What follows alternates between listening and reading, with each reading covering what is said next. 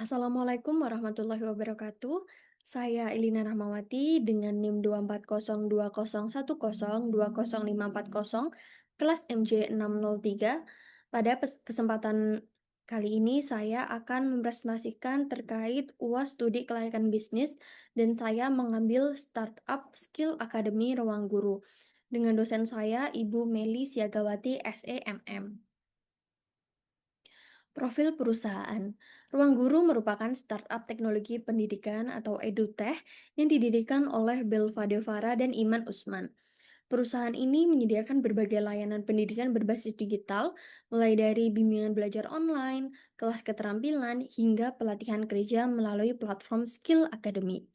Pada masa pandemi COVID-19, permintaan terhadap layanan pendidikan online meningkat secara signifikan karena sebagian besar aktivitas belajar dilakukan dari rumah.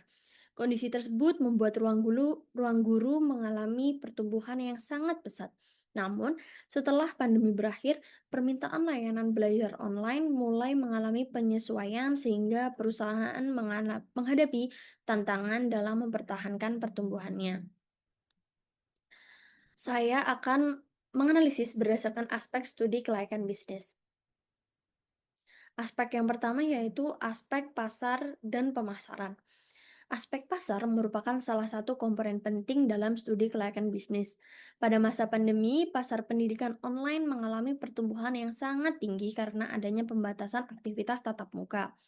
Hal ini menyebabkan jumlah pengguna platform edukasi digital meningkat secara drastis. Namun, setelah kondisi kembali normal, sebagian masyarakat kembali memilih pembelajaran tatap muka, sehingga permintaan terhadap kelas online mengalami penurunan. Selain itu, semakin banyak perusahaan edutech baru yang menawarkan layanan serupa dengan harga yang lebih kompetitif. Permasalahannya yaitu terjadi perubahan perilaku konsumen pasca pandemi. Lalu persaingan antar platform edutech semakin ketat dan juga tingkat loyalitas pelanggan masih relatif rendah. Dan banyak alternatif platform pembelajaran gratis. Kondisi tersebut menyebabkan perusahaan harus mengeluarkan biaya pemasaran yang lebih besar untuk mempertahankan pelanggan serta menarik pelanggan baru. Aspek yang kedua yaitu aspek teknis dan operasional.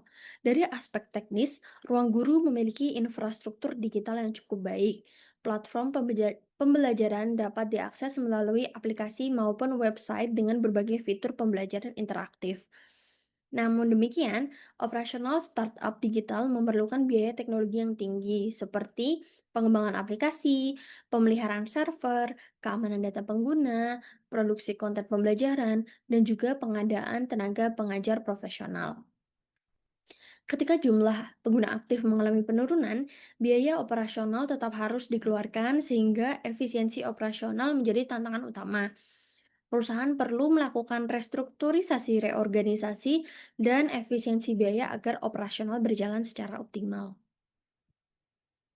Aspek yang ketiga yaitu aspek manajemen dan SDM.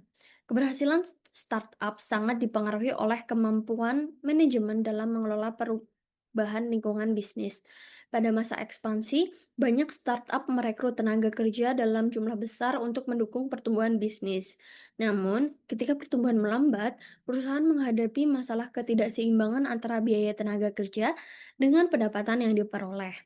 Permasalahannya yaitu jumlah karyawan yang besar meningkatkan beban perusahaan, lalu kebutuhan efisiensi organisasi, dan juga penyesuaian struktur manajemen terhadap kondisi pasar terbaru. Efisiensi yang dilakukan dapat berdampak terhadap motivasi kerja karyawan dan citra perusahaan apabila tidak dikelola dengan baik. Untuk aspek yang keempat yaitu aspek keuangan. Aspek keuangan menjadi faktor paling penting dalam menentukan keberlanjutan bisnis startup. Selama masa pertumbuhan, banyak startup berfokus pada peningkatan jumlah pengguna tanpa memperhatikan profitabilitas jangka panjang.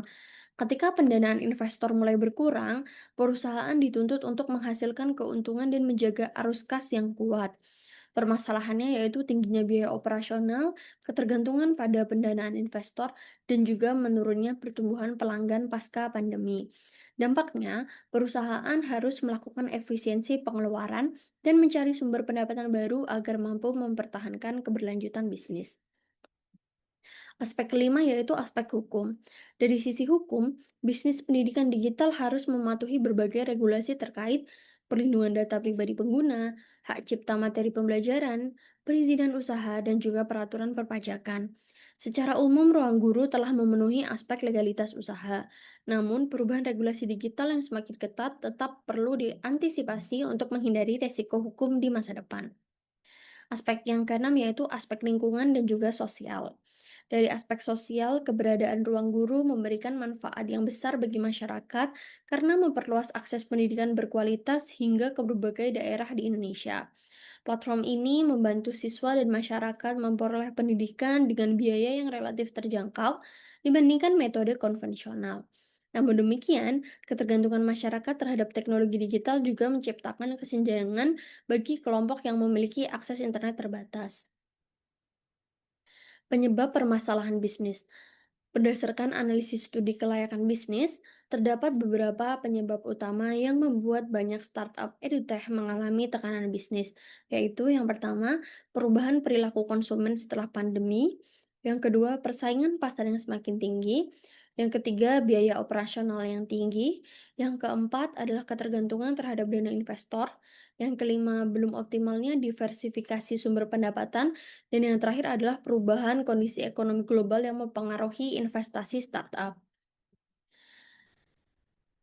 Saya merekomendasikan agar kondisi tidak terjadi, maka ruang guru setidaknya melakukan yang pertama, diversifikasi produk dan layanan. Perusahaan tidak hanya fokus pada bimbingan belajar, tetapi juga mengembangkan pelatihan profesional, sertifikasi keahlian, kursus korporasi, dan juga program pengembangan karir. Lalu yang kedua, memperkuat loyalitas pelanggan. Perusahaan perlu membangun hubungan jangka panjang melalui program membership, diskon pelanggan setia, konten eksklusif, dan juga komunitas pembelajaran digital. Yang ketiga yaitu efisiensi operasional. Perusahaan harus melakukan pengelolaan biaya secara lebih efektif tanpa mengurangi kualitas layanan yang diberikan kepada pelanggan. Rekomendasi yang keempat yaitu mengembangkan sumber pendapatan baru. Pendapatan tidak hanya bergantung pada penjualan kelas online, tetapi juga dapat berasal dari kerjasama dengan perusahaan, pelatihan korporasi, iklan digital, dan juga sertifikat profesional. Rekomendasi yang kelima, meningkatkan inovasi teknologi. Pemanfaatan artificial intelligence, big data, dan personalisasi pembelajaran dapat meningkatkan pengalaman pengguna dan memperkuat daya saing perusahaan. Lalu, rekomendasi yang terakhir yaitu perencanaan keuangan yang lebih hati-hati. Startup harus menyeimbangkan pertumbuhan bisnis dengan kemampuan finansial agar tidak bergantung sepenuhnya pada pendanaan investor. Kesimpulan, kasus Ruang Guru melalui unit Business Skill Academy menunjukkan bahwa keberhasilan startup tidak hanya ditentukan oleh pertumbuhan pengguna, tetapi juga oleh kemampuan perusahaan menjaga kelayakan bisnis dalam jangka panjang. Berdasarkan analisis aspek pasar, teknis manajemen, keuangan, hukum, dan sosial, tantangan utama berasal dari perubahan perilaku konsumen, meningkatnya persaingan, serta tingginya biaya operasional. Oleh karena itu, perusahaan perlu menerapkan strategi diversifikasi produk, efisiensi operasional, inovasi teknologi, penguatan loyalitas pelanggan, serta pengelolaan keuangan yang lebih berkelanjutan. Dengan langkah-langkah tersebut, resiko kegagalan bisnis dapat diminimalkan dan perusahaan dapat tetap berkembang dalam lingkungan bisnis yang semakin kompetitif. Sekian presentasi dari saya. Apabila ada salah kata, mohon dimaafkan. Terima kasih.